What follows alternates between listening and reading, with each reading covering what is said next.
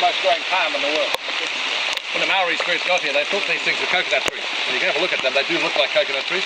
Really, really tall ones do, so they raced up there, they pockets around, and all they found was those. Now those aren't coconut. Those are horrible little berries that we can't eat. But when they come, turn to orange, the pigeons love them. Okay? Now we get a really bad stomachache. So the Maoris were a bit disappointed with this tree, so they called it Nikau. N-I-K-A-U.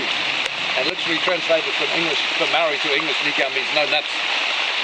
Alright?